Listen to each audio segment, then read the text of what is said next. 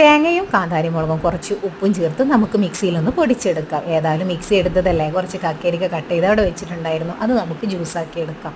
കഴിഞ്ഞ ദിവസം നമ്മൾ ചാനലിൽ പോസ്റ്റ് ചെയ്തിരുന്നു ജ്യൂസ് ഉണ്ടാക്കുന്നത് അല്ലേ. 1 കിലോ കക്കരിക്കയാണ് കൊണ്ടുവന്നത്. 4 എണ്ണം ഉണ്ടായിരുന്നു, 2 എണ്ണം ഇന്നലെ ജ്യൂസാക്കി. ഇന്ന് ബാക്കിയുള്ള 2 എണ്ണം കൂടി നമുക്ക് ജ്യൂസാക്കി മാറ്റി വെക്കാം. അല്ലാന്നുണ്ടെങ്കിൽ എന്താ, ഫ്രഷ്നെസ് നഷ്ടപ്പെടും, പിന്നെ നമ്മളുടെ ജ്യൂസ് അത്ര ടേസ്റ്റ് ഉണ്ടാവില്ല. അത് നമുക്ക് ജ്യൂസാകുമ്പോൾ വേണ്ടവർക്ക് വേണ്ട സമയത്ത് എടുത്ത് കടിക്കാം. അതുകൊണ്ട് നമ്മളൊരു പാത്രത്തിലാക്കി അതങ്ങോട്ട് മാറ്റി വെച്ചു. നമ്മൾ മെയിനായിട്ട് ഉണ്ടാക്കാൻ പോകുന്നത് മുരിങ്ങയിലാണ്. നന്നായി കഴുകിയ മുരിങ്ങയില ഇതാ ഒരു ചട്ടി വെച്ച് കുറച്ച് വെളിച്ചെണ്ണയും കടുക് പൊട്ടിച്ച് അതിലേക്ക് നമ്മൾ മുരിങ്ങയിലിടാൻ പോവുകയാണ്. അപ്പോൾ എന്തിനാണ് ചമ്മന്തി പൊടിച്ച് വെച്ചതെന്ന് ഇപ്പോൾ നിങ്ങൾക്ക് മനസ്സിലായിട്ടുണ്ടാവും അല്ലേ.